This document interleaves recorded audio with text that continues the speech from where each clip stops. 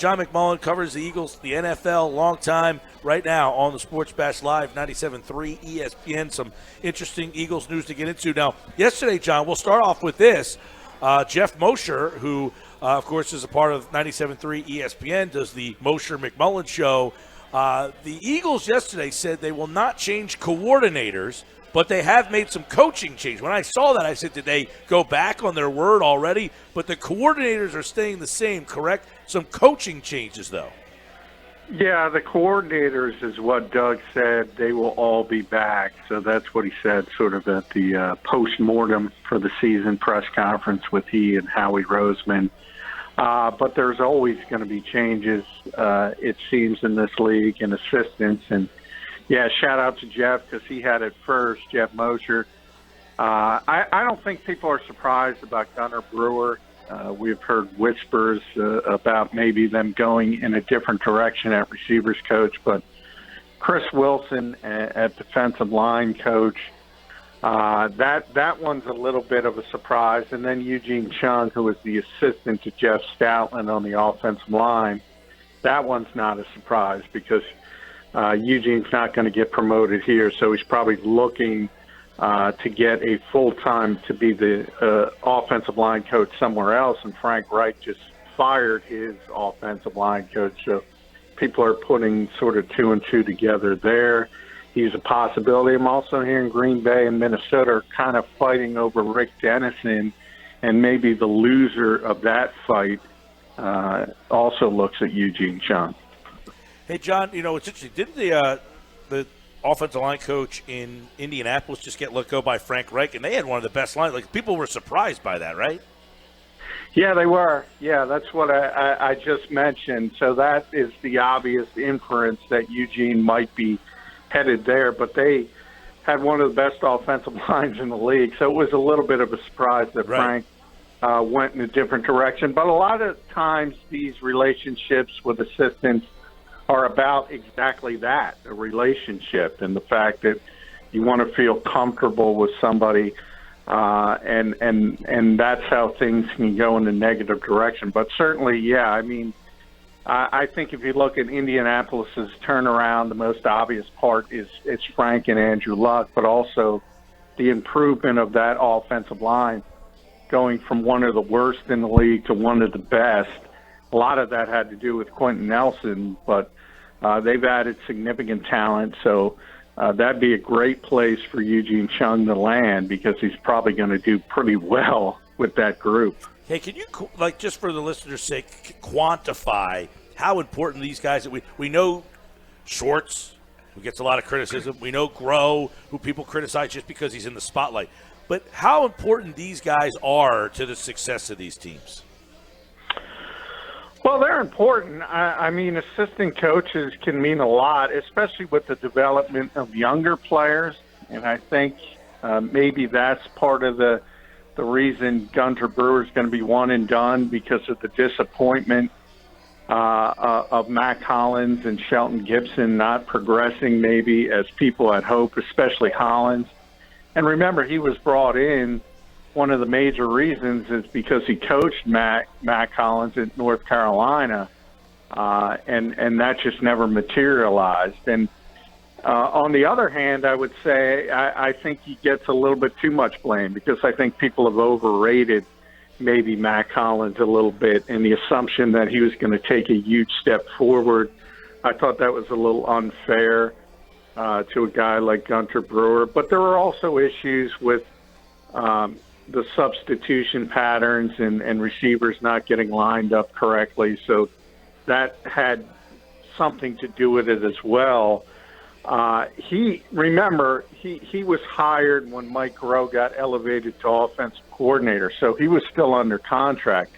Chris Wilson and Eugene Chung, their contracts had expired, so they were free to look elsewhere anyway, but all indications are the Eagles were not interested in bringing Chris Wilson back, which is a surprise because he's done a very good job on the defensive line, and he has a history with Fletcher Cox dating back to their college days together.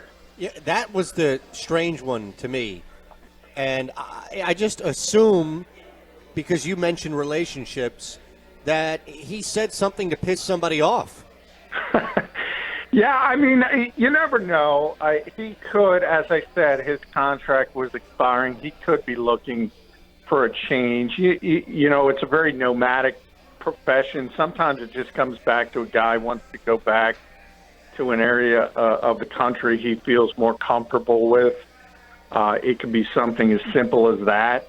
But if the Eagles did want to move on from Chris Wilson, it doesn't make a lot of sense to me either, because Jim Schwartz has often called the defensive line the engine of his defense. Yep. It's obviously the strength of his defense, and it's performed. So if you're looking on just a performance basis, it's hard to criticize Chris Wilson and the job he's done. And I just talked to Trevon Hester, who nobody knew until he got his fingertips on that field goal in Chicago, but he's actually been a pretty significant part of that rotation after he got signed. And he just raved about Chris Wilson. So that one's the surprise. Yeah, so let's look now with the change that happened. Where can somebody come in, not as a coordinator, right, but as an assistant coach? Where can somebody come in and make the most impact next year? Well, I mean, there could be other dominoes to fall. I mean, Zach Taylor is going to get the head coaching job in Cincinnati, and the assumption is that he will take Press Taylor, his brother, with him. So right away, if you're talking about having to hire another quarterback coach, especially with what we assume is going to happen, and Nick Foles is going to be gone, and Carson Wentz needs to rebound, and I think that would be the most obvious position to where somebody could come in and make a significant difference. Other than that, I think, you know, it's about, as I said, it's about the development with young players when you're talking about position coaches. When you're talking about offense, defensive scheme, this team's pretty much set with their structure because we all know Jim's going to run the defense. And the offense with Doug and Mike Rowe, and also Jeff Stoutland, who doesn't get as much credit as he probably should as the run game coordinator and his impact on game planning. And then Deuce Staley as the assistant head coach. The main cogs, the main guys, they're all going to be back.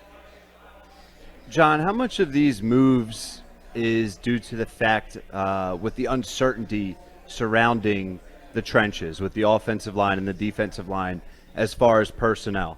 I mean, the starting offensive line is all under contract for next season, but you still have Jason Kelce coming out and saying he may be uncertain, he needs time to think. And listen, I saw that you wrote in one of the articles, a lot of players do that. It's a long year, it's a grind, they're tired after a loss or that week. They're going to say, I need some time to think here, guys. I don't know what I'm doing.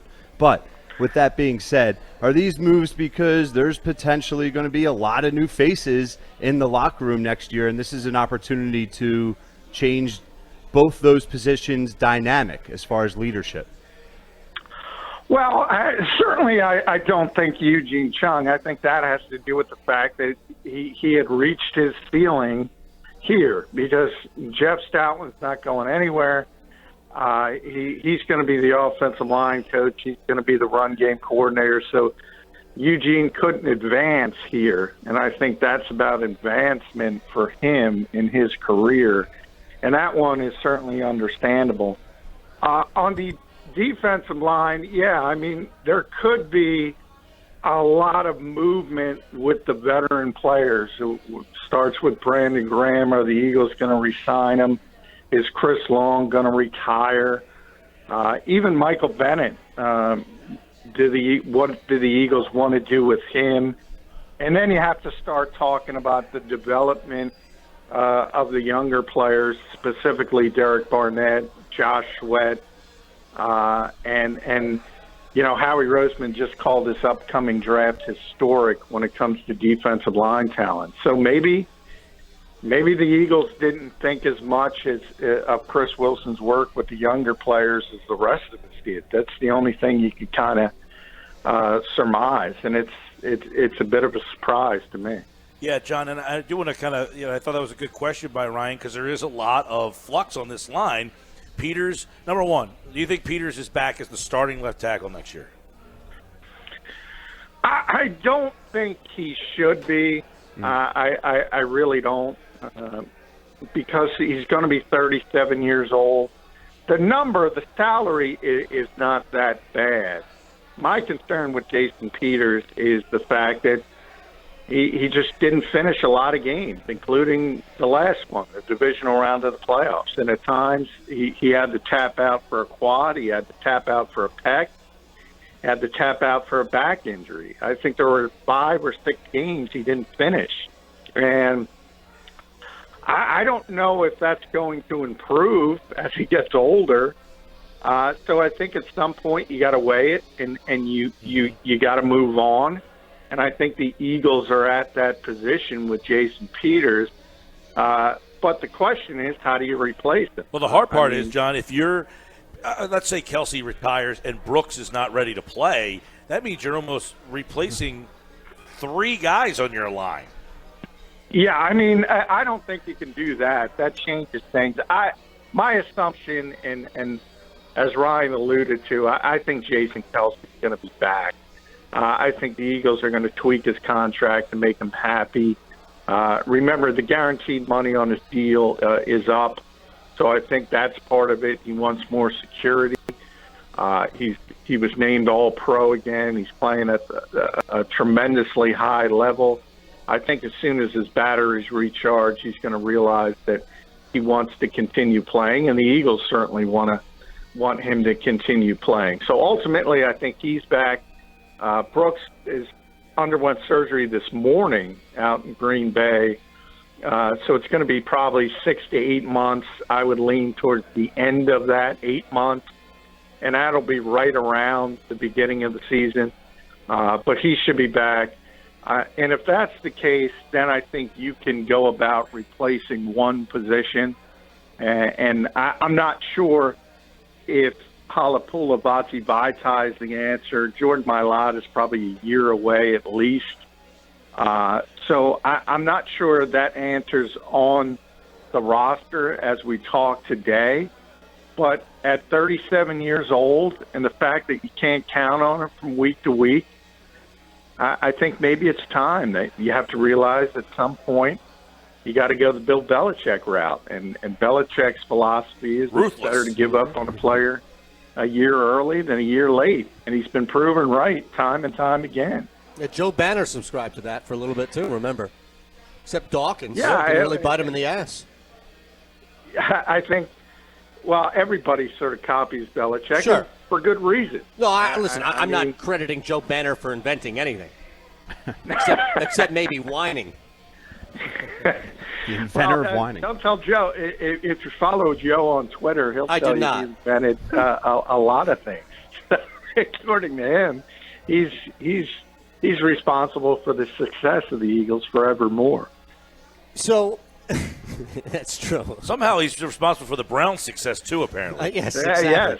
Correct. There are a lot of things that he's responsible for. He's a good follow, Just though. ask him. Yeah. Oh, my goodness. Is a good follow. All right, agree or disagree with this statement? The starting running back and the starting wide receiver opposite Alshon Jeffrey are not on this team right now come week 1 of the regular season next year. Well, I hope it's true about running back because I don't want the Eagles to settle for Corey Clement, or even if you're able to get a good deal on say, Jay Ajayi because of the ACL injury. I want them to get a more well-rounded 3-down threat. At receiver, I think ultimately this coaching staff thinks quite a bit of Nelson Aguilar. I think probably too much, but I think they're comfortable with him. So I think he'll still be here and he'll still be in that key role. But the more important part is who's the third receiver, because as Doug proved again late in the season after having that sort of shift to more 12 personnel and playing 2 tight ends and playing Zach Ertz and Dallas Goedert. Once he got to the playoffs, you saw the real Doug Peterson. He wants to play 11 personnel. He wants to play 3 receivers. And to play 3 receivers, you need 3 good ones. John, I don't know how much you've discussed this since the Eagles lost to the Saints, but what's their priority for the draft and for free agents? Just to kind of broaden these questions we're giving you. You know, like a lot of talk about the defensive line and offensive line potentially in the draft. And then, you know, Eitan asked you just now about running back and wide receiver. How do you anticipate the Eagles to go about managing this offseason and their needs for various positions?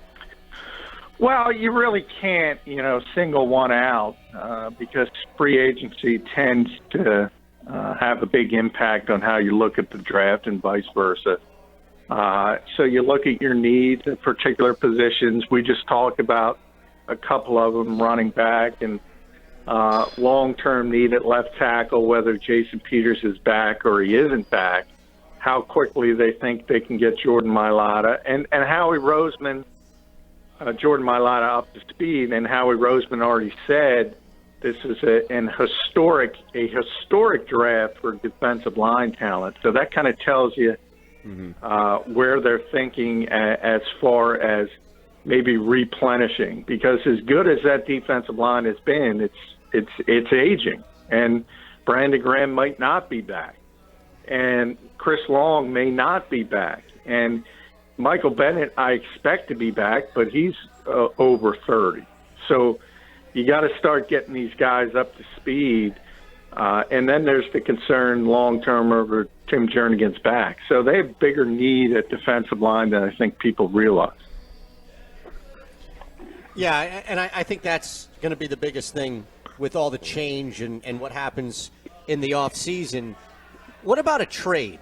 And forget Nick Foles. Just put Nick Foles aside here. No, come on, man. Well, because that's going to be the obvious conversation that will beat to death starting next week, I'm sure, as well, continuing into next week as well. But, John, is there anything you can see where the Eagles have some value in currency to bring back a player, not so much as just Howie maneuvering up the draft board like he normally does and can do successfully? Well, if anybody's going to trade, it's Howie. I mean, he likes to do it. He enjoys to do it. He admits it. It excites him to make trades. So if anybody's likely to trade for a player, the Eagles are always at the top of that list. And I know everyone's going to get excited over Antonio Brown. And look, he's a great player. He's a great receiver. You got to understand, is he a fit, number one? How do you get him back? I mean, that's going to take significant assets. We just talked about receiver and how they look about their particular receiver position. I think they have bigger needs, even though if you could get a player of that caliber, anybody could use them, anybody in this league. So I don't think they're likely to make that kind of big splash because, remember, they're coming off since the Carson Wentz draft and how much they had to give up to get up in a position to take Carson Wentz. This is the first draft back to where they have sort of their normal war chest. And I think you have the natural attrition of an NFL season, and all of a sudden, if you're going through a year where you only have 5 picks, 6 picks, it hurts. And you need to always have guys in that sort of back end of the roster developmental program, so to speak. And one of the big issues with the Eagles and the injuries this year was depth. And one of the reasons they didn't have great depth is because they didn't have a ton of draft choices. I think they realize it, and they need to add bodies to this team in the back end of this roster. John McMullen, 97.3 ESPN.com, at JF McMullen on Twitter. Check out right now the new mock draft. First one for ESPN's Mel Kiper is out, and check out who they think the Eagles will select in the first round.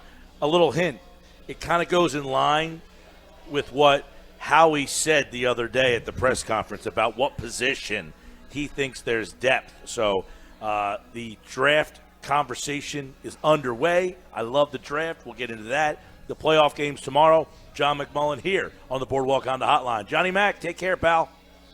All right, thanks, guys.